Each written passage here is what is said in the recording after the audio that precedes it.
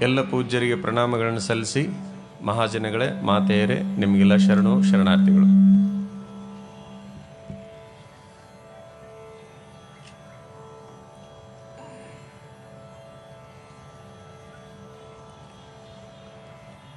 ಜೀವನ ದರ್ಶನ ಪ್ರವಚನ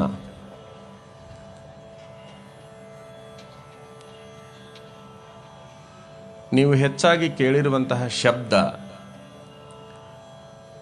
ಪ್ರವಚನ.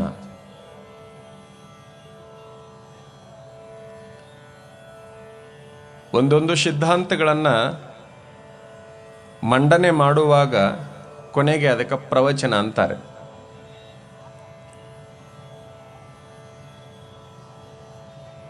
ಯಾವುದೇ ಧರ್ಮದವರು ಪ್ರವಚನ ಅಂತಾನೆ ಕರೀತಾರೆ. ಇದು ಸಂಸ್ಕೃತದ ಶಬ್ದ.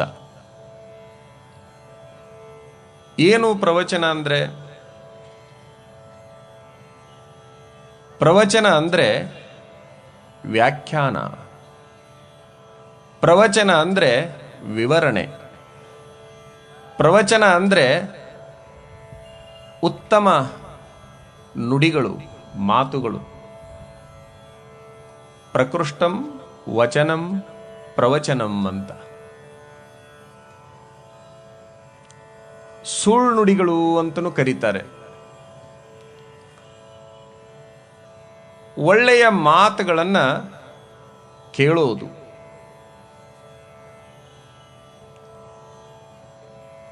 ಅದು ನಮ್ಮ ದೇಶದ ಸಂಸ್ಕೃತಿ. ಒಳ್ಳೆಯ ಮಾತುಗಳನ್ನು ಕೇಳ್ತಾ ಬಂದಿರೋದು.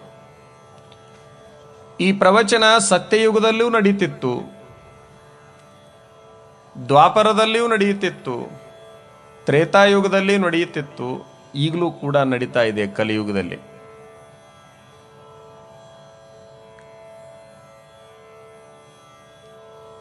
ಪ್ರವಚನವನ್ನ ಎಲ್ಲರೂ ಕೇಳಬೇಕು. ಎಲ್ಲರೂ ಕೇಳುವಂತಹ ವಿಚಾರಗಳನ್ನು ಪ್ರವಚನಕಾರರು ಹೇಳಬೇಕು. ಪ್ರವಚನವನ್ನ ಎಲ್ಲರೂ ಕೇಳಬೇಕು. ಎಲ್ಲರೂ ಕೇಳುವಂತಹ ವಿಚಾರಗಳನ್ನು ಪ್ರವಚನ ಮಾಡತಕ್ಕಂಥವರು ಹೇಳಬೇಕು. ಒಂದು ಯಾವುದಾದ್ರೂ ಮತಕ್ಕೆ ಮೀಸಲಾಗಿರುವಂತಹದ್ದನ್ನ ಹೇಳಬಾರದು. ಅದನ್ನ ಎಲ್ಲರೂ ಸ್ವೀಕರಿಸಿರಬೇಕು. ಎಲ್ಲರೂ ಸ್ವೀಕರಿಸುವಂತಹ ವಿಚಾರವೇ ಪ್ರವಚನ. ಅದನ್ನು ಒಂದು ವರ್ಗದವರು ಸ್ವೀಕಾರ ಮಾಡ್ತಾರೆ, ಉಳಿದ ವರ್ಗದವರು ಬಿಡ್ತಾರೆ ಅಂತಂದ್ರೆ ಅದಕ್ಕೆ ಬಹುಶಃ ಪ್ರವಚನ ಅನ್ಲಿಕ್ಕೆ ಆಗೋದಿಲ್ಲ. ಪ್ರವಚನವನ್ನ ಎಲ್ಲರೂ ಕೇಳಬೇಕು. ಯಾರು ಹೇಳಬೇಕು? ಯಾರಾದರೂ ಹೇಳ್ಬೋದು. ಅದನ್ನು ಸ್ವಾಮಿಗಳಾದವರೇ ಹೇಳಬೇಕು, ಸನ್ಯಾಸಿಗಳಾದವರೇ ಹೇಳಬೇಕು ಅಂತೇನಿಲ್ಲ. ಯಾರಿಗೆ ಪ್ರವಚನ ಮಾಡಲಿಕ್ಕೆ ಬರ್ತದೆ ಅವರೆಲ್ಲರೂ ಅದನ್ನು ಹೇಳ್ಬೋದು. ಅದನ್ನು ನಾವೇ ಹೇಳಬೇಕಂತೇನಿಲ್ಲ, ನೀವು ಹೇಳ್ಬೋದು. ಒಂದು ತಿಂಗಳಾದ ಮೇಲೆ ನೀವು ಹೇಳ್ತೀನಿ ಅಂದ್ರೆ ನಿಮಗೆ ಅವಕಾಶ ಕೊಡ್ತೀವಿ ನಾವು. ಆದ್ರೆ ನೆನಪಿನಾಗಿರ್ಲಿ, ಎಲ್ಲರೂ ಕೇಳುವಂಗೆ ಹೇಳಬೇಕು. ಎಲ್ಲರೂ ಕೇಳುವಂಗೆ ಹೇಳಬೇಕಲ್ಲ. ತಮಗೊಂದು ಬಹಳ ವಿಶೇಷವಾದ ಮಾತನ್ನು ಹೇಳ್ತೇನೆ. ಒಳ್ಳೆಯ ಮಾತುಗಳನ್ನು ಯಾರಾದರೂ ಹೇಳಲಿ, ಯಾವ ಮತದವರಾದರೂ ಹೇಳಲಿ, ಯಾವ ವಯೋಮಾನದವರಾದರೂ ಹೇಳಲಿ, ಅದನ್ನು ಸ್ವೀಕಾರ ಮಾಡುವಂತಹ ಪ್ರಯತ್ನವನ್ನು ಮಾಡಬೇಕು. ನಾನು ತಮಗೆ ಮೂರನ್ನ ಹೇಳಿದೆ. ಯಾರಾದರೂ ಹೇಳಲಿ, ಯಾವುದೇ ವಯೋಮಾನದವರಾದರೂ ಹೇಳಲಿ, ಯಾವುದೇ ಮತದವರಾದರೂ ಹೇಳಲಿ, ಒಳ್ಳೆಯ ಮಾತುಗಳನ್ನು ಹೇಳ್ತಾರಂದ್ರೆ ಅದನ್ನು ಕೇಳಬೇಕು. ಆ ಮಾತಿನಿಂದ ನಾವು ಬದಲಾವಣೆ ಆಗಬೇಕು. ಆ ಪ್ರವಚನದಿಂದ ನಾವು ಒಂದಿಷ್ಟು ಬದಲಾವಣೆ ಆಗಬೇಕು. ಬೆಂಕಿ ಹತ್ತಿ ಉರಿಯುವಂತಹ ಸಂದರ್ಭದಲ್ಲಿ ಆರಿಸಲಿಕ್ಕೆ ನೀರು ಬೇಕಾಗ್ತದೆ. ನೀರನ್ನು ಹಾಕಿದರೆ ಅದು ತಣ್ಣಗಾಗಿ ಹೋಗ್ತದೆ. ಬೆಂಕಿಯನ್ನು ನಂದಿಸಲಿಕ್ಕೆ, ಆರಿಸಲಿಕ್ಕೆ ತಣ್ಣಗ ಮಾಡಲಿಕ್ಕೆ ಹೇಗೆ ನೀರಿನ ಅವಶ್ಯಕತೆ ಇದೆಯೋ ಹಾಗೆ ಮನುಷ್ಯನ ಮನಸ್ಸಿನಲ್ಲಿ ಸದಾಕಾಲ ಬೆಂಕಿಯೋಪಾದಿಯಲ್ಲಿ ಆತನನ್ನು ಸುಡತಕ್ಕಂತಹ ನೋವುಗಳನ್ನು ಶಮನ ಮಾಡಲಿಕ್ಕೆ ಪ್ರವಚನ ಮಾತ್ರ ಒಂದು ದೊಡ್ಡ ಸಾಧನ ಅನ್ನುವಂತಹದ್ದನ್ನು ನಾವೆಲ್ಲ ಗಮನಿಸಬೇಕು. ಹೊರಗಿನ ಬೆಂಕಿಯನ್ನ ಆರಿಸಲಿಕ್ಕೆ ನೀರಿನ ಅವಶ್ಯಕತೆ ಇದೆ. ಒಳಗಿನ ನೋವುಗಳನ್ನು ಹತ್ತಿ ಹುರಿಯುವ ನೋವುಗಳನ್ನು ಕಡಿಮೆ ಮಾಡಲಿಕ್ಕೆ ಈ ಪ್ರವಚನ ಒಂದು ಮಾಧ್ಯಮ. ಸ್ವೀಕಾರ ಮಾಡಬೇಕು. ನನ್ನ ನೋವುಗಳನ್ನು ನಿವಾರಣೆ ಮಾಡುವಂತಹ ಮಾತುಗಳನ್ನು ಸ್ವೀಕಾರ ಮಾಡಬೇಕು. ನೋಡಿ, ಬಹಳಷ್ಟು ಜನ ಬಿಳಿ ಬಟ್ಟೆಗಳನ್ನು ಹಾಕಿಕೊಂಡು ಬಂದಿದ್ದೀರಿ. ಇಲ್ಲಿ ನಿಮ್ಮ ಬಿಳಿ ಬಟ್ಟೆಗೆ ಯಾವುದಾದ್ರೂ ಒಂದು ಬಣ್ಣವನ್ನು ಹಾಕಿದರೆ ಅದು ಹೀರಿಕೊಳ್ಳುತ್ತೆ, ರೂಪಾಂತರ ಆಗುತ್ತೆ. ನೀವು ಕಪ್ಪು ಹಾಕಿದರೆ ಕಪ್ಪು ಕಾಣುತ್ತೆ, ಕೆಂಪು ಹಾಕಿದರೆ ಕೆಂಪು ಕಾಣುತ್ತೆ, ಹಸಿರು ಹಾಕಿದರೆ ಹಸಿರು ಕಾಣುತ್ತೆ. ಹೀರಿಕೊಳ್ಳುವಂತಹ ಪ್ರಯತ್ನವನ್ನು ಮಾಡಬೇಕು. ಶ್ರೋತೃ ಬಿಳಿ ಬಟ್ಟೆ ಆಗಬೇಕು. ಆತ ಬದಲಾವಣೆ ಆಗಬೇಕು. ಬಿಳಿ ಬಟ್ಟೆಗೆ ಹೆಚ್ಚಾಗಿ ನೀಲಿಯನ್ನ ಹಾಕ್ತೀರಿ, ಅದು ಒಮ್ಮೆ ತೊಳೆಯುವ ತನಕ ಇರುತ್ತೆ. ನೀವು ನೀಲಿಯನ್ನ ಹಾಕ್ತೀರಿ, ಒಂದು ಸಾರಿ ಅದನ್ನ ತೊಳೆಯೋ ತನಕ ಅದನ್ನು ನೀವು ಧರಿಸಬಹುದು. ನಾವೇನು ಹಾಕಿಕೊಂಡಿದ್ದೀವಲ್ಲ ಈ ಕೆಂಪು ಬಟ್ಟೆ, ಕಾವಿ ಬಟ್ಟೆಯನ್ನ, ಈ ಕಾವಿ ಬಟ್ಟೆನೂ ಕೂಡ ಪೂರ್ವದಲ್ಲಿ ಬಿಳಿದಾಗಿತ್ತು. ನೀವೇನು ಹಾಕಿಕೊಂಡಿರಲ್ಲ ಅದೇ ಬಟ್ಟೆಗೆ ಕಾವಿಯನ್ನು ಹಾಕಿದಾಗ ಇದು ಈ ಬಣ್ಣವನ್ನು ತಾಳುತ್ತೆ. ವಿಶೇಷ ಏನು, ವ್ಯತ್ಯಾಸ ಏನು ಅಂತಂದ್ರೆ, ನೀಲಿ ಒಮ್ಮೆ ತೊಳೆದ್ರೆ ಹೋಗುತ್ತೆ, ಕಾವಿ ಒಮ್ಮೆ ಹಾಕಿದ್ರೆ ಹೋಗೋದೇನೇ ಇಲ್ಲ, ತನ್ನ ತನವನ್ನು ಉಳಿಸಿಕೊಳ್ಳುತ್ತೆ. ಬಟ್ಟೆ ಒಂದೇ, ಆದ್ರೆ ವ್ಯತ್ಯಾಸ. ಹೇಳುವ ವಿಚಾರಗಳನ್ನ ಕಾವಿ ಹೇಗೆ ಬಟ್ಟೆಗೆ ಅಂಟಿಕೊಳ್ಳುತ್ತೆ, ಆ ಬಟ್ಟೆ ಹೇಗೆ ಕಾವಿಯನ್ನು ಗಟ್ಟಿಯಾಗಿ ಹಿಡ್ಕೊಳ್ಳುತ್ತೆ, ಹಾಗೆ ಮನುಷ್ಯ ಒಳ್ಳೆಯ ಮಾತುಗಳನ್ನು ಸದಾಕಾಲ ಗಟ್ಟಿಯಾಗಿ ಹಿಡ್ಕೊಳ್ಳುವಂತಹ ಪ್ರಯತ್ನವನ್ನು ಮಾಡಬೇಕು. ಪ್ರವಚನ ಅನ್ನುವಂತಹ 4 ಅಕ್ಷರದ ಶಬ್ದ. ಮೊದಲನೇದ್ದು ಪ್ರ ಅಂದ್ರೆ ಪ್ರಕಾಶಮಾನವಾಗಿರುವಂತಹದ್ದು,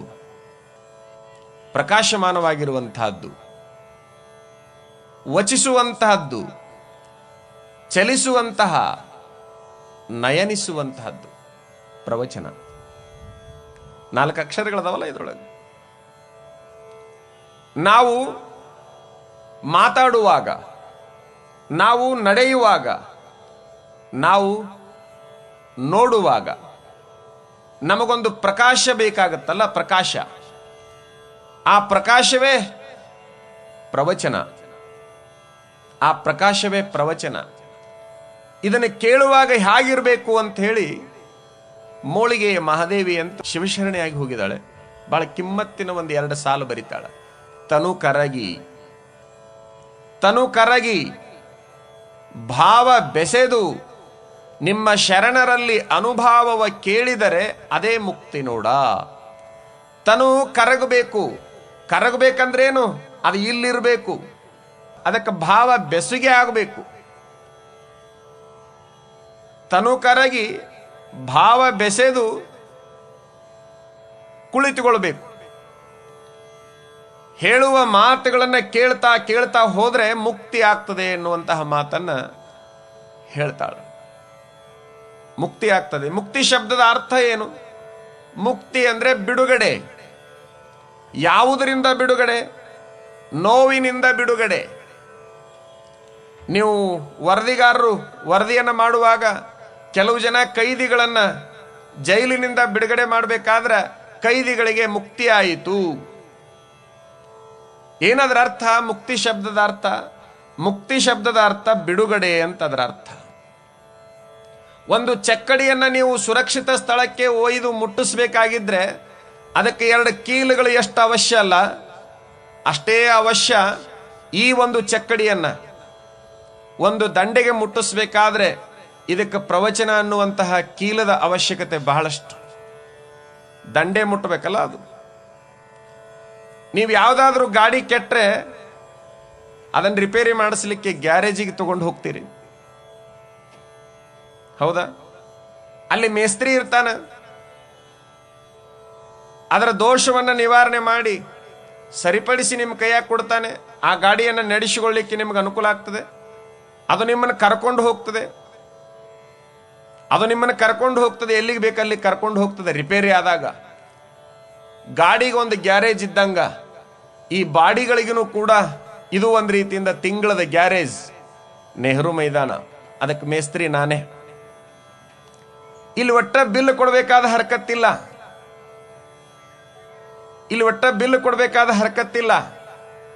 ಹಂಗಂತ ಬಿಡೋದು ಒಳ್ಳೇದಲ್ಲ.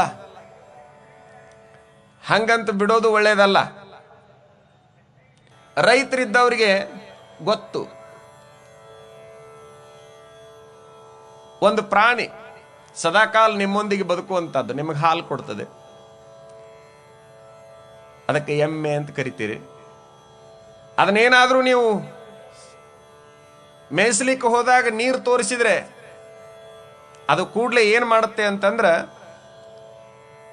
ಮೇಯೋದನ್ನು ನಿಲ್ಲಿಸಿ ನೀರಿಗೆ ಹೋಗ್ತದೆ. ಆ ನೀರಿಗೆ ಹೋಗಿ ಎಷ್ಟು ಸಂತೋಷವಾಗಿರ್ತದೆ. ಎಲ್ಲ ಮರೆತು ಹಾಕಿಬಿಡುತ್ತೆ. ಮನೆಯನ್ನು ಕಾಯಲಿಕ್ಕೆ ಬಂದಿರತಕ್ಕಂಥವನನ್ನ, ತಾನು ತಿನ್ನಬೇಕಾಗಿರುವಂಥ ಹುಲ್ಲನ್ನು, ಹೊಟ್ಟೆಯಲ್ಲಿ ಹುಟ್ಟಿರುವಂತಹ ಕರುವನ್ನು ಮರೆತು ಹಾಕುತ್ತೆ, ಬಿಟ್ಬಿಡುತ್ತೆ. ಅದೇ ಸರ್ವಸ್ವ. ಆ ಕೆರೆ, ಆ ಹೊಂಡ, ಆ ಹಳ್ಳ, ಆ ಹೊಳೆ ಸಾಕಿಷ್ಟು, ಇದು ನನಗೆ ನೆಮ್ಮದಿಯನ್ನ ಕೊಡ್ತಾ ಇದೆ ಅಂತ ಅನ್ಕೊಳ್ಳುತ್ತೆ. ನಿಮಗೆಲ್ಲ ಗೊತ್ತಲ್ಲ ಹೇಗೆ ಅದು ನೀರಿನೊಳಗೆ ನೆಮ್ಮದಿಯನ್ನ ಕಾಣ್ತದೆ. ಹಾಗ ಮನುಷ್ಯ ಪ್ರವಚನಗಳಲ್ಲಿ ನೆಮ್ಮದಿಯನ್ನ ಕಾಣುವಂತಹ ಪ್ರಯತ್ನವನ್ನು ಮಾಡಬೇಕು. ಅದು ಹೇಗೆ ಮೈ ಮರೆಯುತ್ತೆ ಹಾಗೆ ನಾವು ಕೂಡ ಮೈ ಮರೆಯುವಂತಹ ಪ್ರಯತ್ನವನ್ನು ಮಾಡಬೇಕು, ನೆಮ್ಮದಿ ಬೇಕಾಗಿದ್ರೆ. ದಾಶಿಮಾರ್ಯರಂತಾರ, ನನಗೇನೂ ಬೇಡ, ಈ ಮಾತುಗಳು ಒಳ್ಳೆ ಮಾತುಗಳದವಲ್ಲ ಇವಿದ್ರೆ ಸಾಕು. ಆನೆ ಬೇಡ, ಆನೆ ಸಾಕ್ಲಿಕ್ಕೆ ಹಣ ಬೇಡ, ಐಶ್ವರ್ಯ ಅರಮನೆಗಳನ್ನು ಕೊಡ್ತೀನಂದ್ರೂ ಬೇಡ. ನನಗೆ ಬೇಕಾಗಿರುವಂತಹದ್ದು ಕೇವಲ ಒಳ್ಳೆಯ ಮಾತುಗಳು. ಆ ಒಳ್ಳೆಯ ಮಾತಿನಿಂದ ಎಲ್ಲ ಸಂಪತ್ತನ್ನು ನಾನು ಕಾಣಬಲ್ಲೆ, ಎಲ್ಲ ವೈಭವವನ್ನು ನಾನು ಕಾಣಬಲ್ಲೆ ಅಂತ ದಾಶಿಮಾರ್ಯರು ಕರಿಯನಿತ್ತಡೆ ವಲ್ಲೆ, ಸಿರಿಯನಿತ್ತಡೆ ವಲ್ಲೆ, ಹಿರಿದಪ್ಪ ರಾಜ್ಯವನಿತ್ತಡೆ ವಲ್ಲೆ, ನಿಮ್ಮ ಶರಣರ ಸುಳ್ನುಡಿಯನ್ನೊಂದು ಅರಗಳಿಗೆ ಇತ್ತಡೆ ನಿಮ್ಮ ನಿತ್ಯ ಕಾಣ ರಾಮನಾಥ. ಎಷ್ಟು ಕಿಮ್ಮತ್ತಿನ ಮಾತು. ಏನು ಬೇಕು ಅಂತ ಕೇಳಿದ್ರೆ ಈ ಭೌತಿಕ ಸಂಪತ್ತಿ ಯಾವುದೂ ಬೇಡ. ಕಾರಣ ಏನು ಅಂತಂದ್ರೆ ಅದರಿಂದ ದುಃಖ ಅದೇ. ದುಃಖವನ್ನ ಕೊಡ್ತಕ್ಕಂತಹದ್ದು ನನಗೆ ಬೇಕಾಗಿಲ್ಲ, ನೆಮ್ಮದಿಯನ್ನ ಕೊಡ್ತಕ್ಕಂತಹದ್ದು ನನಗೆ ಬೇಕಾಗಿದೆ. ಮಾನಸಿಕ ನೆಮ್ಮದಿ, ಶಾಂತಿ ಅನ್ನುವಂತಹದ್ದು ನನಗೆ ಬೇಕಾಗಿದೆ. ಅದು ಎಲ್ಲಿ ಸಿಗುತ್ತೋ ಅಲ್ಲಿಗೆ ಹೋಗುವಂತಹ ಪ್ರಯತ್ನವನ್ನ ಮಾಡಲೇಬೇಕಾಗಿರುವಂತಹದ್ದು. ನೋಡಿ, ಮಾತುಗಳನ್ನ ಕೇಳಿ ಬದಲಾವಣೆ ಆಗಬೇಕಲ್ಲ, ಬರೇ ಕೇಳೋದಲ್ಲ. ಕೇಳೋದ್ರಿಂದ ಯಾರೂ ಬದಲಾವಣೆ ಆಗೋದಿಲ್ಲ. ಅದಕ್ಕೆ ಬಸವಣ್ಣ ಹೇಳ್ತಾನ, 100 ನೋದಿ 100 ಕೇಳಿ ಮಾಡುವುದೇನು, ಆಸೆ ಹರಿಯದು, ರೋಷ ಬಿಡದು, ಮಜ್ಜನ ಕೆರೆದು ಫಲವೇನು. ಎಷ್ಟು ಕಿಮ್ಮತ್ತಿನ ಮಾತುಗಳು ಇವೆಲ್ಲ. ಏನನ್ನ ಓದುತ್ತೀರಿ ಬದಲಾವಣೆ ಆಗಬೇಕು, ಏನನ್ನ ಕೇಳ್ತೀರಿ ಬದಲಾವಣೆ ಆಗಬೇಕು. ನನ್ನ ವೈಯಕ್ತಿಕ ಜೀವನದಲ್ಲಿ ಒಂದು ಪುಸ್ತಕವನ್ನು ಓದಿ ನಾನು ವೈಯಕ್ತಿಕ ಬದಲಾವಣೆಗೊಂಡೆ. ಒಂದು 15 ವರ್ಷಗಳ ಹಿಂದೆ ಕೆಲವು ಜನ ನನ್ನನ್ನು ವಿರೋಧಿಸ್ತಾ ಇದ್ರು. ಅವರು ವಿರೋಧಕ್ಕೆ ಕಾರಣ ಏನು ಅಂತ ಹೇಳಿ ನಾ ಎಷ್ಟೋ ಸಾರಿ ಅವ್ರನ್ನ ಕೇಳಿದ್ದೆ. ಅವ್ರು ಯಾವುದೇ ತರದ ಕಾರಣಗಳನ್ನು ನನಗೆ ಹೇಳಿರಲಿಲ್ಲ, ಆದರೂ ವಿರೋಧ ಮಾಡೋದನ್ನ ನಿಲ್ಲಿಸಿರ್ಲಿಲ್ಲ. ಇವರು ಯಾವ ಕಾರಣಕ್ಕಾಗಿ ಹೀಗೆ ಮಾಡ್ತಿರಬೇಕು ಅನ್ನುವಂತಹ ಬೇಸರದಲ್ಲಿ ಇರುವಂತಹ ಸಂದರ್ಭದಲ್ಲೂ ಒಂದು ಪುಸ್ತಕ ಸಿಕ್ತು, ಅದನ್ನು ತಗೊಂಡು ಓದಿದೆ. ಆ ಪುಸ್ತಕದಲ್ಲಿ ಒಂದು ಸಾಲು ಇತ್ತು, ಏನು, ನಿನ್ನನ್ನು ಜಗತ್ತೇ ವಿರೋಧಿಸಲಿ. ಆ ಪುಸ್ತಕ ಎಂಡಮುರಿ ವೀರೇಂದ್ರನಾಥರದು. ನಿನ್ನನ್ನು ಯಾರಾದರೂ ವಿರೋಧಿಸಲಿ, ಅದು ನಿನ್ನ ತಪ್ಪಲ್ಲ. ಅದು ನಿನ್ನ ತಪ್ಪಲ್ಲ, ನಿನ್ನನ್ನು ಅರಿಯಲಾರದ ಅವರ ಅಜ್ಞಾನ. ಅದಕ್ಕೆ ನೀನು ಹೊಣೆಗಾರನಲ್ಲ. ನಾವು ವಿಚಾರ ಮಾಡಬೇಕಲ್ಲ. ಯಾರಾದರೂ ನಮ್ಮನ್ನು ದೂಷಿಸ್ತಾರಂದ್ರೆ, ಯಾರಾದರೂ ನಮ್ಮನ್ನು ದ್ವೇಷಿಸ್ತಾರಂದ್ರೆ ಅದಕ್ಕೆ ಅವರ ಅಜ್ಞಾನ ಕಾರಣವೇ ಹೊರತಾಗಿ ನಾವು ಕಾರಣರಾಗಬಾರದು. ಆ ಒಂದು ಮಾತು ನನ್ನನ್ನು ಬದಲಾವಣೆ ಮಾಡಿತು. ಅಂದಿನಿಂದ ಇಂದಿನವರೆಗೆ ಯಾರಾದರೂ ದ್ವೇಷಿಸ್ತಾರಂದ್ರೆ ಬೇಸರ ಆಗೋದಿಲ್ಲ, ದೂಷಿಸ್ತಾರಂದ್ರೂ ಕೂಡ ಬೇಸರ ಆಗೋದಿಲ್ಲ, ಆಗಬಾರದು. ಅದಕ್ಕೆ ಹೇಳ್ತಾನೆ ಬಸವಣ್ಣ, ಕೇಳಿ ಮಾಡುವುದೇನು, ಓದಿ ಮಾಡುವುದೇನು. ಏನು ಮಾಡಬೇಕು? ಓದಿ ಬದಲಾವಣೆ ಆಗಬೇಕು, ಕೇಳಿ ಬದಲಾವಣೆ ಆಗಬೇಕು. ಬದಲಾವಣೆ ಆಗದೆ ಇದ್ರೆ ವ್ಯರ್ಥ ಆಗ್ತದೆ. ಪೂಜೆ ಮಾಡಿ ಫಲವೇನು? ಪೂಜೆ ಮಾಡ್ತಿ ಅಂದ್ರೆ ಬದಲಾವಣೆ ಆಗು, ಓದತಿ ಅಂದ್ರೆ ಬದಲಾವಣೆ ಆಗು, ಕೇಳ್ತಿ ಅಂದ್ರೆ ಬದಲಾವಣೆ ಆಗು. ಬದಲಾವಣೆ ಆಗದೆ ಇದ್ರೆ ವ್ಯರ್ಥ ಆಗ್ತದೆ. ಎನಿತು ಕಾಲ ಕಲ್ಲು ನೀರೊಳಗಿದ್ದರೇನು, ನೆನೆದು ಮೃದುವಾಗಬಲ್ಲುದೆ.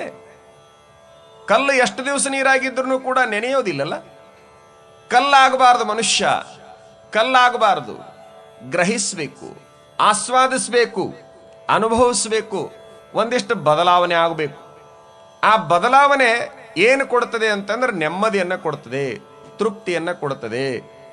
ಸಾವಿರ ಸಾವಿರ ಸಿಹಿ ನೀರಿನ ನದಿಗಳು ಹರಿತಾವೆ. ಎಲ್ಲಿವರೆಗೆ? ಸಮುದ್ರದವರೆಗೆ. ನಿಮಗೆಲ್ಲ ಗೊತ್ತು, ಸಾವಿರಾರು ನದಿಗಳು ಕೂಡ ಸಿಹಿ ನೀರಿನಿಂದ ಕೂಡ್ಯಾವ. ಅವು ಹೋಗೋದು ಸಾಗರಕ್ಕೆನೆ. ಸಾವಿರ ಸಾವಿರ ನದಿಗಳು ಹೋಗಿ ಒಳಗೆ ಹೊಕ್ಕೊಂಡಾಗಲೂ ಸಹಿತ ಸಮುದ್ರ ಸಿಹಿಯಾಗಿಲ್ಲ.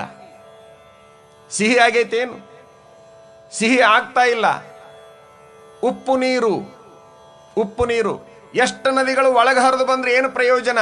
ತನ್ನ ಗುಣವನ್ನ ಬದಲಾವಣೆ ಮಾಡಿಕೊಳ್ಳಿಲ್ಲ. ಹಾಗ ಮನುಷ್ಯ ಎಷ್ಟು ಮಾತುಗಳನ್ನ, ಎಷ್ಟು ಪ್ರವಚನಗಳನ್ನ ಕೇಳಿದ್ರೇನು ಬದಲಾವಣೆ ಆಗದೆ ಹೋದಲ್ಲಿ? ಆಕಾಶದಲ್ಲಿ ಕೋಟಿ ಕೋಟಿ ನಕ್ಷತ್ರಗಳು ಮಿನುಗುತ್ತಾವ, ಆದ್ರೆ ಕತ್ತಲೆ ಹೋಗೋದಿಲ್ಲ. ನಾವು ನೀರಿನೊಳಗಿನ ಕಲ್ಲಾಗಬಾರ್ದು. ನಾವೊಂದಿಷ್ಟು ಬದಲಾವಣೆ ಆಗುವಂತಹ ಪ್ರಯತ್ನವನ್ನು ಮಾಡಬೇಕು. ಹಿಂಗೆ ಕೇಳಬೇಕಲ್ಲ. ಕೇಳುವಾಗ ಎಲ್ಲಾದ್ರೂ ನೀವು ಹೋಗಿರ್ತೀರಲ್ಲ, ಪರಿಪೂರ್ಣರಾಗಿ ಕೇಳಬೇಕು. ಅಪೂರ್ಣತೆ ಇರಬಾರ್ದಲ್ಲಿ, ಪೂರ್ಣತೆ ಇರಬೇಕು. ಪೂರ್ಣತೆ, ಅದರೊಳಗೆ ತಲ್ಲೀನತೆ ಬೇಕು. ಹೊರಗಿನ ಜಗತ್ತನ್ನು ಮರಿಬೇಕು, ಹೊರಗಿನ ವ್ಯವಸ್ಥೆಯನ್ನು ಮರಿಬೇಕು. ಅದಕ್ಕೆ ತಮಗೆ ನಾನು ನಿನ್ನೆ ಕೊಟ್ಟ ಉದಾಹರಣೆ, ಖಾಲಿ ಬಾಟಲ್ ಏನೆಲ್ಲ ತಗೊಳ್ಳುತ್ತೆ, ತುಂಬಿಕೊಳ್ಳುತ್ತೆ. ತುಂಬಿದ್ದೇನು ತುಂಬಿಕೊಳ್ಳುತ್ತೆ? ತುಂಬಿಕೊಳ್ಳೋದಿಲ್ಲ. ನಿಮಗೆ ನಿನ್ನೆ ಕೊಟ್ಟ ಉದಾಹರಣೆ ಅದು. ತುಂಬಿಕೊಳ್ಳುವಂತಹದ್ದು, ಒಳ್ಳೆಯದನ್ನು ತುಂಬಿಕೊಳ್ಳುವಂತಹ ಪ್ರಯತ್ನವನ್ನು ಮಾಡ್ತಾ ಇರಬೇಕು. ದ್ವಾಪರದಲ್ಲಿ ಜನಕ ಸದಾಕಾಲ ಪ್ರವಚನಗಳನ್ನು ಏರ್ಪಡಿಸ್ತಾ ಇದ್ದ ಮಹಾರಾಜ. ಹೀಗೆ ತಮ್ಮ ಹಾಗೆ ಎಲ್ಲ ಕುಳಿತುಕೊಂಡು ಕೇಳ್ತಾ ಇದ್ರು. ಒಂದು ಸಾರೆ ಕುಳಿತವರು ಎಷ್ಟರ ಮೆಟ್ಟಿಗೆ ತಲ್ಲೀನತೆ ಒಳಗಿದ್ದಾರೆ ಪರೀಕ್ಷೆ ಮಾಡಬೇಕಂತೇಳಿ ಪ್ರವಚನ ಮಾಡುವಂತವರು ತಮ್ಮ ಹಿಂದೆ ಬೆಂಕಿ ಹತ್ತಿ ಉರಿತಾ ಇದೆ, ನಿಮ್ಮ ಕಡೆಗೆ ಬರ್ತಾ ಇದೆ. ಇಷ್ಟಂದಾಕ್ಷಣವೇ ಎಲ್ಲರೂ ಹಿಂದಕ್ಕೆ ನೋಡಿದ್ರ ಬದಲಿ ಮುಂದಕ್ಕೆ ಓಡ್ತಾನೇ ಇದ್ರು. ಅಲ್ಲಿ ಯಾರೂ ಉಳಿಲಿಲ್ಲ. ಅಲ್ಲೊಬ್ಬ ಕುಳಿತಿದ್ದ. ಯಾಕಪ್ಪ ನೀನು ಕುಳಿತುಕೊಂಡಿದೆಯಲ್ಲ, ನೀನು ಹೋಗೋದಿಲ್ಲೇನು? ಅವನಂತಾನೆ, ಹೋದವರು ಒಂದಿನ ಹೋಗ್ತಾರೆ, ನಾನು ಒಂದಿನ ಹೋಗ್ತೇನೆ, ಉಳಿದದ್ದನ್ನೇ ಕೇಳಿ ಹೋಗ್ತೇನೆ ಸ್ವಾಮಿ, ಏನಾದ್ರೂ ಇದ್ರೆ ಅದನ್ನಷ್ಟು ಹೇಳಿಬಿಡ್ರಿ ಅಂತ. ನಾವು ವಿಚಾರ ಮಾಡ್ಬೇಕು. ನಾವು ಕರ್ಣನ ರಥ ಸಿಕ್ಕಾಕೊಂತು, ಕರ್ಣನ ರಥ ಸಿಕ್ಕಾಕೊಂತು. ನಮ್ಮವರು ಪ್ರವಚನಕ್ಕೆ ಎಷ್ಟು ಬೆಲೆ ಕೊಟ್ರು. ಆ ಒಳ್ಳೆಯ ಮಾತುಗಳು ಸಿಗ್ತಾವಂತಂದ್ರೆ ಎಲ್ಲಾದ್ರೂ ಸಿಗಲಿ, ಅಂತಹ ಸಂದರ್ಭಗಳಲ್ಲಾದ್ರೂ ಸಿಗಲಿ. ಕರ್ಣನ ರಥ ಯುದ್ಧ ಭೂಮಿಯಲ್ಲಿ ಸಿಕ್ಕಾಕಿಕೊಂಡಾಗ ಯುದ್ಧವನ್ನು ನಿಲ್ಲಿಸಿದ್ರು ಎದುರಾಳಿಗಳು. ರಣರಂಗದಲ್ಲಿಯೂ ಸಹಿತ ಧರ್ಮ, ಯುದ್ಧ ಧರ್ಮ ಎಂತಹದ್ದಲ್ಲ. ಎದುರಾಳಿ ಸನ್ನದ್ಧನಾಗಿದ್ದಾಗ ಮಾತ್ರ ಯುದ್ಧವನ್ನು ಮಾಡೋದು. ಅವನು ತೊಂದರೆಗೆ ಸಿಕ್ಕಾಕಿಕೊಂಡಂತ ಸಂದರ್ಭದಲ್ಲಿ ಅವನು ಹೊಡೆಯೋದಲ್ಲ, ಕೊಲ್ಲೋದಲ್ಲ. ವಿಚಾರ ಮಾಡ್ಬೇಕು ನಾವು. ಇದು ನಮ್ಮ ದೇಶದ ಘಟನೆ ನಾ ಹೇಳೋದು, ಬೇರೆ ದೇಶದ್ದಲ್ಲ. ರಥದ ಗಾಲಿ ಸಿಕ್ಕಾಕಿಕೊಂಡಾಗ ಯುದ್ಧವನ್ನು ನಿಲ್ಲಿಸ್ತಾರೆ. ಕರ್ಣ ತನ್ನ ಸಂಗಡಿಗರೊಂದಿಗೆ ರಥದ ಗಾಲಿಯನ್ನು ಎತ್ತುವಂತಹ ಸಂದರ್ಭದಲ್ಲಿ ಸಮಯ ಬಹಳಷ್ಟು ಆಗ್ತಾ ಇರುವಾಗ ಅರ್ಜುನ ಕೃಷ್ಣನಿಗೆ ಅಂತಾನ, ಏನಂತ? ಮಹಾಪ್ರಭು, ಖಾಲಿ ಕುಳಿತುಕೊಳ್ಳೋದೇನು? ಜನಗಳೆಲ್ಲ ಸುಮ್ಮನೆ ಕುಳಿತಿದ್ದಾರೆ. ಎಷ್ಟು? 18 ಅಕ್ಷೋಹಿಣಿ. ಒಬ್ಬರಲ್ಲ, ಇಬ್ಬರಲ್ಲ, 100 1,000 ಲಕ್ಷ ಕೋಟೆಲ್ಲ ಅಕ್ಷೋಹಿಣಿ. ಇವ್ರನ್ನೆಲ್ಲ ಉದ್ದೇಶಿಸಿ ಪ್ರವಚನ ಮಾಡಬಾರದೆ ಅಂದ್ರೆ, ಪ್ರವಚನ ಪ್ರಾರಂಭ ಮಾಡ್ರಿ. ಆರಂಭ ಮಾಡ್ತಾನೆ ಕೃಷ್ಣ ಪ್ರವಚನವನ್ನ. ಎಲ್ಲಿ? ರಣರಂಗದೊಳಗ, ಯುದ್ಧ ಭೂಮಿಯೊಳಗ ಗೀತಾ ಪ್ರವಚನವನ್ನ ಆರಂಭ ಮಾಡಿದ ಕೃಷ್ಣ. ಆದ್ರೆ ಎಲ್ಲರೂ ಕೇಳಿದ್ರು ಕರೆ, ಆದರೆ ನೆನಪಿನಲ್ಲಿ ಇಟ್ಟುಕೊಂಡಿದ್ದು, ಸ್ಮರಣೆಗೆ ಒಳಪಡಿಸಿದ್ದು ಕೇವಲ ಅರ್ಜುನ ಮಾತ್ರ. ಹಾಗಾಗಿ ಗೀತೆಯಲ್ಲಿ ಅರ್ಜುನನ ಒಂದು ವಿಚಾರ, ಅರ್ಜುನನ ಹೆಸರು ಅಜರಾಮರ ಆಯಿತು. ಕೇಳವರು 18 ಅಕ್ಷೋಹಿಣಿ ಆಗಿದ್ರು ಸಹಿತ ಅದನ್ನ ಅಳವಡಿಸಿಕೊಂಡು ನೆನಪಿನಲ್ಲಿ ಇಟ್ಟುಕೊಂಡಾತ ಒಬ್ಬಾತ ಮಾತ್ರ. ಯಾರು? ಅರ್ಜುನ. ಅದಕ್ಕೆ ದಾಸಿಮಾರ್ರಿ ಇನ್ನೊಂದು ವಚನದೊಳಗೆ ಹೇಳ್ತಾರೆ, ಹುಣಸಿಯ ಹೂವೆಲ್ಲ ಕಾಯಾಗಬಲ್ಲವೇ. ಹುಣಸಿ ಮರವನ್ನು ನೋಡ್ಬೇಕು ನೀವು. ಹೂ ಬಿಟ್ಟಾಗ ಬಹಳಷ್ಟು ಹೂಗಳನ್ನ ಬಿಡುತ್ತೆ, ಆದ್ರೆ ಎಲ್ಲವೂ ಕಾಯಾಗೋದಿಲ್ಲ. ಎಷ್ಟೋ ಉದುರ್ತವೆ, ಕೆಲವು ಮಾತ್ರ ಕಾಯಿಗಳಾಗ್ತಾವ. ನನಗೆ ಬಹಳಷ್ಟು ವಿಶ್ವಾಸ ಐತಿ, ಈ ಹೂವುಗಳೆಲ್ಲ ಕಾಯಾಗಲಿಕ್ಕೆ ಮಾತ್ರ ಇಲ್ಲಿ ಬಂದಿದ್ದಾವೆ, ಹೊರತಾಗಿ ಉದುರ್ಲಿಕ್ಕೆ ಬಂದಿಲ್ಲ ಅನ್ನೋದು ನನಗೆ ವಿಶ್ವಾಸ ಇದೆ. ನೀವೆಲ್ಲ ಹೂವುಗಳು ಕಾಯಾಗಬೇಕನ್ನುವಂತಹ ಆಸೆ ನಂದು. ಇಲ್ಲಿ ರಂಗೋಲಿ ಹಾಕಿದ್ರು, ನಿನ್ನೆನೂ ಹಾಕಿದ್ರು, ಇವತ್ತೂ ಹಾಕಿದ್ದಾರೆ ಯಾರೋ ತಾಯಂದ್ರು. ರಂಗೋಲಿ ಹಾಕುವಾಗ ಎಚ್ಚರ ವಹಿಸಬೇಕು. ಅಂದ್ರೆ ಮಾತ್ರ ಅದು ಬಹಳ ದಿವಸ ಉಳಿಬಲ್ದು, ಬಹಳ ಸಮಯ ಉಳಿಬಲ್ದು. ಎಚ್ಚರ ತಪ್ಪಿದ್ರೆ, ಒಬ್ಬ ತಾಯಿ ಕಸ ಹೊಡೆದ್ಲು, ಗೋಮಯ ತಗೊಂಡು ಸಾರಿಸಿದ್ಲು, ಒಂದಿಷ್ಟು ಪುಡಿ ತಗೊಂಡು ರಂಗೋಲಿ ಹಾಕ್ಲಿಕ್ಕೆ ಆರಂಭ ಮಾಡಿದ್ಲು. ಆದ್ರೆ ಒಂದನ್ನ ಮರೆತಿದ್ಲು, ತಾಸುಗಂಟ್ಲೆ ಹಾಕಿದ್ಲು. ಒಂದು ಸುಂದರವಾದ ಚಿತ್ರಣವನ್ನ ಕಾಣ್ತಾ ಇದ್ಲು, ಬಿಡಿಸ್ತಾ ಇದ್ಲು. ಅದು ಮುಗಿದ ಮೇಲೆ ಎದ್ದು ನೋಡಿದ್ರೆ ಅದೆಲ್ಲ ಸಾಪಾಗಿ ಹೋಗಿತ್ತು. ಕಾರಣ ಏನು ಅಂತಂದ್ರೆ, ಹೆಗಲ ಮೇಲಿರೋ ಸೆರಗನ್ನ ಸುತ್ತಿಕೊಂಡಿರ್ಲಿಲ್ಲ, ಹಾಗೆ ಬಿಟ್ಟಿದ್ಲು. ಮುಂದೆ ಹಾಕ್ತಾ ಹೋಗ್ತಾ ಇದ್ಲು, ಅದು ಹಿಂದಿಂದ ಅಳಕಿಸ್ತಾ ಬರ್ತಾ ಇತ್ತು. ಏನು ಪ್ರಯೋಜನ? ಹಾಕಿದ್ದೇನು ಪ್ರಯೋಜನ? ತಾಸುಗಂಟ್ಲೆ ಹಾಕಿದ್ದು. ನಾನು ಕೂಡ ರಂಗೋಲಿ ಹಾಕ್ಲಿಕ್ಕೆ ಕುಳಿತಿದ್ದೇನೆ, ಆಧ್ಯಾತ್ಮದ ರಂಗೋಲಿಯನ್ನ. ನೀವು ಮರುವೆಯನ್ನು ಸೆರಗನ್ನೇನಾದ್ರೂ ಕೈ ಬಿಟ್ರೆ ನಾ ಹಾಕ್ತಾ ಹೋಗ್ತೇನೆ. ಅದು ಹೇಳಿದ್ಲಂತೆ, ನೀರು ತರ್ಲಿಕ್ಕೆ ಹೊರಟಿದ್ದೇನೆ, ಒಲಿ ಮೇಲೆ ಹಾಲಿಟ್ಟಿದ್ದೇನೆ, ಉಕ್ಕು ಬಂದ್ರೆ ಬಾಯಿ ತೆಗಿರಿ. ಈತ ಹೊರಗೆ ಕುಳಿತ, ಒಳಗೆ ಹೋಗಿ ಒಲಿ ಮುಂದೆ ಕುತ್ಕೊಂಡ. ಹಾಲು ಕುದಿತಾ ಇತ್ತು, ಉಕ್ಕು ಬಂತು, ಬಾಯಿ ತೆಗದ. ಹಾಲು ಚೆಲ್ತಾ ಇದೆ, ಬೆಂಕಿ ಒಳಗೆ ಬೀಳ್ತಾ ಇದೆ, ಬಾಯಿ ಮುಚ್ಚುತ್ತಾ ಇಲ್ಲ, ಬಾಯಿ ತೆಗೆದಿದ್ದಾನೆ. ಅವಳು ಹೇಳಿದ್ದು ಈತನ ಬಾಯಿ ಅಲ್ಲ, ಆ ಪಾತ್ರೆ, ಹಾಲಿನ ಪಾತ್ರೆ ದಬರೆ ಏನಿತ್ತಲ್ಲ ಅದರ ಬಾಯಿ ತೆಗಿ ಅಂತ. ಉಕ್ಕು ಬಂದಾಗ ಅದರ ಬಾಯಿ ತೆಗಿ ಅಂದ್ರೆ ಈತ ತನ್ನ ಬಾಯಿ ತಕೊಂಡು ಕುಂತ. ಹಾಲು ಉಕ್ತಾ ಇತ್ತು, ಬೆಂಕಿ ಒಳಗೆ ಹೋಗ್ತಾ ಇತ್ತು. ಹಾಲು ಪಾತ್ರೆಯಲ್ಲಿ ಉಳಿಬೇಕೇ ಹೊರತಾಗಿ ಬೆಂಕಿಗೆ ಬೀಳಬಾರದು, ವ್ಯರ್ಥ ಆಗ್ತದೆ. ಹಾಗೆ ಒಂದು ತಾಸು ಇಲ್ಲಿ ಹಾಲು ಉಕ್ತಾ ಇರ್ತದೆ, ಆದ್ರೆ ಅದು ಎಲ್ಲಿ ಬೀಳಬೇಕು? ಕಿವಿ ಒಳಗನೆ ಬೀಳಬೇಕೇ ಹೊರತಾಗಿ ಬೇರೆ ಎಲ್ಲೂ ಕೂಡ ಬೀಳುವಂತಹದ್ದು ಆಗ್ಬಾರ್ದಲ್ಲ. ಒಬ್ಬ ಗುರುಗಳನ್ನ ಮನೆಗೆ ಕರೆಸಿಕೊಂಡ, ನಮ್ಮ ಮನೆಯೊಳಗೆ ನೀವು ಊಟ ಮಾಡಬೇಕು, ನಂದೊಂದು ಆಸೆ ಇದೆ, ನಿಮ್ಮನ್ನು ಉಣಿಸ್ಬೇಕನ್ನುವಂತಹ ಆಸೆ ಇದೆ. ಆಯ್ತು, ಬರ್ತೀನಿ. ಜೊತೆಗೆ ನನಗೊಂದಿಷ್ಟು ಒಳ್ಳೆಯ ಉಪದೇಶವನ್ನ ಮಾಡಬೇಕು, ಒಳ್ಳೆಯ ಮಾತುಗಳನ್ನ ಹೇಳಬೇಕು, ಅಥವಾ ಮಂತ್ರವನ್ನಾದ್ರೂ ಹೇಳ್ಬೋದು. ನೋಡಿ, ಬಂದ್ರು, ಅವ್ರದ್ದು ಧ್ಯಾನ ಪೂಜೆ ಅವೆಲ್ಲ ಮುಗಿದು, ಗುರುಗಳೇ ಉಪದೇಶ ಮಾಡ್ರಿ, ನನಗೆ ಹಸಿವೆ ಭಾಳ ಆಗ್ಯದಪ್ಪ, ನಾ ಊಟ ಮಾಡಿದ ನಂತರದಲ್ಲಿ ನಿನಗೆ ಉಪದೇಶ ಮಾಡ್ತೀನಿ, ಮೊದಲಿಗೆ ಪ್ರಸಾದವನ್ನ ಬಡಿಸು.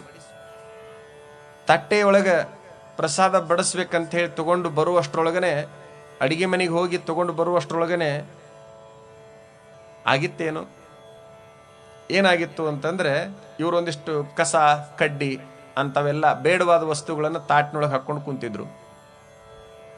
ಇದನ್ನೆಲ್ಲ ತೆಗೀರಿ, ಇದನ್ಯಾಕೆ ಹಾಕೊಂಡಿದ್ದೀರಿ? ಇಲ್ಲ ಇಲ್ಲ, ಇದ್ರೊಳಗೆ ಎಡಿ ಮಾಡಪ್ಪ, ಇದ್ರೊಳಗೆ ಎಡಿ ಮಾಡಿ ನಾವು ಹೀಗೆ ಊಟ ಮಾಡ್ತೀವಿ. ಇಲ್ಲ ಇಲ್ಲ, ಕಸದೊಂದಿಗೆ ಪ್ರಸಾದವನ್ನ ಸೇರಿಸಬಾರ್ದು.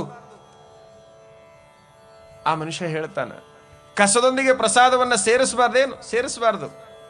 ಹ್ಯಾಗ ನನ್ನ ಕಸದೊಳಗೆ ನಿನ್ನ ಪ್ರಸಾದವನ್ನ ಸೇರಿಸಬಾರ್ದಂತೆಯಲ್ಲ, ನಿನ್ನ ಹೃದಯ ಬಟ್ಟಲದಲ್ಲೂ ಕೂಡ ಒಂದಿಷ್ಟು ಕಸ ಇದೆ, ಅದನ್ನು ತೆಗೆದಾಗ ನಾನು ಉಪದೇಶವನ್ನ ಕೊಡ್ತೇನಪ್ಪ, ಹೇಗೆ ಮಾಡ್ತಿದಿ ಅಂತ ಕೇಳ್ತಾರವ್ರು. ಅಂದ್ರೆ ನಾವು ಹೊರಗೆ ಸ್ವೀಕಾರ ಮಾಡುವಂತಹ ಪ್ರಸಾದ ಸ್ವಚ್ಛವಾದ ತಟ್ಟೆಯಲ್ಲಿ ಮಾತ್ರ ಇರಬೇಕು ಅನ್ನೋದು ನಮಗೆ ಹೇಗೆ ಗೊತ್ತಲ್ಲ, ಹಾಗೆ ಪ್ರವಚನ ಅನ್ನುವಂತಹ ಪ್ರಸಾದ ಸ್ವಚ್ಛವಾದ ಮನಸ್ಸಿನೊಳಗನೆ ಹೋಗಬೇಕೇ ಹೊರತಾಗಿ ಒಂದಿಷ್ಟು ಅಂತ ಇಂತಹ ಕಸಮುಸ್ರಿ ಇರುವಂತಹದ್ರೊಳಗ ಅದು ಹೋದ್ರೆ ಅದು ಕೆಟ್ಟು ಹೋಗ್ತದೆ. ಯಾವುದು ಕೆಡ್ತದೆ ಅದೇ ಕೆಟ್ಟು ಹೋಗ್ತದೆ. ಅದು ಹಾಗಾಗಬಾರ್ದು ಅನ್ನುವಂಥದ್ದು. ಹೊಲಬನರಿಯದ ಗುರು ಸುಲಭನಲ್ಲದ ಶಿಷ್ಯ, ಕೆಲ ಬಲನ ನೋಡಿ ಮಾಡದ ಉಪದೇಶ, ಅಂಧಕನ ಕೈ ಅಂಧಕ ಹಿಡಿದಂತೆ. ಗುರುವಿಗೆ ದಾರಿ ಗೊತ್ತಿರಬೇಕು, ಗುರುವಿಗೆ ದಾರಿ ಗೊತ್ತಿರಬೇಕು. ಆ ಶಿಷ್ಯನಾಗಿರ್ತಕ್ಕಂಥವ ಆತ ಬುದ್ಧಿಜೀವಿಯಾಗಿರ್ಬೇಕು, ಅದನ್ನು ಗ್ರಹಿಸುವಂತವನಾಗಿರ್ಬೇಕು. ಆತ ಅಲ್ಪತೃಪ್ತನಾಗಬಾರದು, ಇಷ್ಟೇ ಇದು ಅಂತೇನು ತೀರ್ಮಾನ ಮಾಡಬಾರದು. ಯಾರು? ಶಿಷ್ಯನಾಗಿರ್ತಕ್ಕಂಥವ. ಆತ ಎಲ್ಲಿವರೆಗೆ ಕರೆದುಕೊಂಡು ಹೋಗ್ತಾನೆ ಇರಬೇಕು. ಹಾಗೆ ಅಲ್ಪತೃಪ್ತನಾಗಿ ಸರಕೊಂಡ ಏನೂ ಕಾಣೋದಿಲ್ಲ ಅನ್ನುವಂತಹದ್ದು. ಈ ಮಾತನ್ನು ತಮಗೆ ನಾ ಹೇಳ್ತಾ ಇರೋದು, ಒಂದು ದಿನ ಎರಡು ದಿನಕ್ಕೆ ತೀರ್ಮಾನ ತೆಗೆದುಕೊಳ್ಬಾರ್ದು. ಒಂದಿಷ್ಟು ದಿವಸ ಟೈಮ್ ತಗೊಳ್ಬೇಕು, ಅಲ್ಪತೃಪ್ತರಾಗಬಾರದು. ಅಂದಾಗ ಪೂರ್ಣ ತೃಪ್ತಿ ಅಂತಕ್ಕಂತಹದ್ದು ನಮಗೆ ದೊರೀತದೆ. ಒಂದು ವೇಳೆ ಹಾಗೇನಾದ್ರೂ ಆಗ್ಲಿಲ್ಲ, ಬಹುಶಃ ನಾವು ಕೇಳಿದ್ದು ವ್ಯರ್ಥ ಆಗ್ತದೆ, ಹೇಳಿದ್ರೂ ಕೂಡ ವ್ಯರ್ಥ ಆಗ್ತದೆ ಅನ್ನುವಂಥದ್ದು. ಇದರಿಂದ ಬಹಳಷ್ಟು ಲಾಭಗಳಿರ್ತಾವೆ. ಆ ಪ್ರವಚನವನ್ನ ಒಂದಿಷ್ಟು ಲಕ್ಷ್ಯಗೊಟ್ಟು ಕೇಳುವಂತಹ ಪ್ರಯತ್ನಕ್ಕೆ ಮಾತ್ರ ನಾವು ಹೋಗುವಂತಹ ಪ್ರಯತ್ನವನ್ನು ಮಾಡಬೇಕು. ಈಗ ನಾ ಹೇಳಿದೆ, ಅಂಧಕನ ಕೈ ಅಂಧಕ ಹಿಡಿದಂತೆ. ಕಣ್ಣು ಇರಲಾರ್ದವನು ಹಿಡ್ಕೊಂಡು ಎಲ್ಲಿಗೂ ಹೋಗಬಲ್ಲ. ಕಣ್ಣು ಇರದೇ ಇರುವಂತಹ, ಕಣ್ಣು ಕಾಣುವಂತಹ ವ್ಯಕ್ತಿಯನ್ನ ಹಿಡ್ಕೊಂಡು ಹೋಗ್ಬೇಕಲ್ಲ, ಆತನ ಕೈಯನ್ನ ಹಿಡಿದುಕೊಂಡು ಹೋಗ್ಬೇಕು. ಎಲ್ಲಾದ್ರೂ ಒಂದು ದಾರಿಯನ್ನ ತೋರಿಸ್ತಾನೆ, ಗುರಿಯನ್ನ ಮುಟ್ಟಿಸ್ತಾನೆ. ಗುರಿ ಮುಟ್ಟಬೇಕಾಗಿತ್ತು ಅಂತಂದ್ರೆ ಕಣ್ಣಿದ್ದವರ ಕೈಯನ್ನು ಹಿಡಿಯುವಂತಹ ಪ್ರಯತ್ನವನ್ನು ಮಾಡಬೇಕು. ಇಬ್ರು ಕುರುಡರಾಗಬಾರದು. ಈ ಹೇಳೋರು ಮತ್ತು ಕೇಳೋರು ಹೊಂದಾಣಿಕೆ ಆಗದೇ ಇದ್ರೆ, ಒಬ್ಬರನ್ನೊಬ್ಬರು ಅರ್ಥ ಮಾಡಿಕೊಳ್ಳದೆ ಇದ್ರೆ ಆ ವಿಚಾರಗಳು ಹೆಚ್ಚು ಕಡಿಮೆ ಆಗುತ್ತಾವೆ. ಕೇವಲ ಹೇಳಲಿಕ್ಕೆ ಜಾಣತನ ಬೇಕಾಗಿಲ್ಲ, ಕೇಳಲಿಕ್ಕೂ ಕೂಡ ಒಂದಿಷ್ಟು ಬುದ್ಧಿ ಬೇಕಾಗ್ತದೆ. ಒಬ್ಬ ಸಮಾಜ ಸೇವಕಿ ಒಂದು ಕಾರ್ಯಕ್ರಮ ಇಟ್ಟುಕೊಂಡಿದ್ಲು. 1ನೇ ತಾರೀಕಿಗೆ ಒಂದು ದಿವಸ, 2ನೇ ತಾರೀಕು ಮತ್ತೊಂದು, ಹೀಗೆ 2 ಕಾರ್ಯಕ್ರಮಗಳನ್ನ ಏರ್ಪಡಿಸಿ ಕೆಲವು ಜನ ಸ್ವಾಮಿಗಳಿಗೆ, ಮುಖ್ಯ ಅತಿಥಿಗಳಿಗೆ, ಸಂಗೀತಗಾರರಿಗೆ, ಉಪನ್ಯಾಸಕರಿಗೆ ಹೀಗೆಲ್ಲ ಆಮಂತ್ರಣ ಮಾಡಿಕೊಂಡು ಪತ್ರಿಕೆಯನ್ನ ಮುದ್ರಣಗೊಳಿಸಿ ಅವ್ರಿಗೆ ಇನ್ನೇನು ಎಲ್ಲರಿಗೆ ಮುಟ್ಟಿಸ್ಬೇಕನ್ನುವುದರೊಳಗೆ ಇಂತಹದ್ದೊಂದು ಕಾರ್ಯಕ್ರಮ ನಡೆಯುತ್ತೆ ಅನ್ನುವಂಥದ್ದು ಆ ತಾಯಿಗೆ ಗೊತ್ತಾಯ್ತು. ಎಲ್ಲರಿಗೂ ಹೋಗಿ ಮನೆಗೆ ಮುಟ್ಟಿಸೋ ಬದಲಿ ಅಲ್ಲಿ ಎಷ್ಟು ಜನ ಬಂದಿರ್ತಾರೆ ಎಲ್ಲರಿಗೆ ಕೊಟ್ರಾಯ್ತು ಅಂತ ಹೇಳಿ ಬಂದ್ಲು. ಒಂದು 100 ಪತ್ರಿಕೆಗಳನ್ನ ತೆಗೆದುಕೊಂಡು, ಆ ಪತ್ರಿಕೆಗಳನ್ನ ತೆಗೆದುಕೊಂಡು ಬರುವಂತಹ ಹೆಣ್ಮಗಳ ಜೊತೆಗೆ ತನ್ನ ಸಖಿಯನ್ನ ಅಂದ್ರೆ ಗೆಳತಿಯನ್ನ ಕರ್ಕೊಂಡು ಬಂದಿದ್ಲು. ನಾನು ಒಬ್ಬಳೇ ಆಗ್ತೀನಿ, ಹೋಗೋಣ ಬಾ. ಸಾವಿರಾರು ಜನರಿಗೆ ಪತ್ರಿಕೆ ಕೊಡಬೇಕಾಗಿತ್ತು. 1ನೇ ತಾರೀಕಿಗೆ ಇಂತಹ ಕಾರ್ಯಕ್ರಮ ಇದೆ, ಇಂತಿಂತವ್ರು ಬರ್ತಾರೆ, ಇಂಥ ಟೈಮಿಗೆ ನಡೆಯುತ್ತೆ, ನೀವು ಬರಬೇಕು. 2ನೇ ತಾರೀಕಿಗೆ ಹೀಗಿದೆ, ಹೀಗೆಲ್ಲ ಹೇಳ್ಕೋತ ಕುಂದ್ರೋದೇನು, ಇದನ್ನೊಂದು ಸ್ವಲ್ಪ ಕಡಿಮೆ ಮಾಡಿ ಹೇಳಬೇಕು ಅಂತೇಳಿ ತಿಳ್ಕೊಂಡು ಅವಳು ಪತ್ರಿಕೆಯನ್ನ ಬೇಕಾದವ್ರಿಗೆ ಕೊಡೋದು. ಮುಂದಿನ ತಿಂಗಳ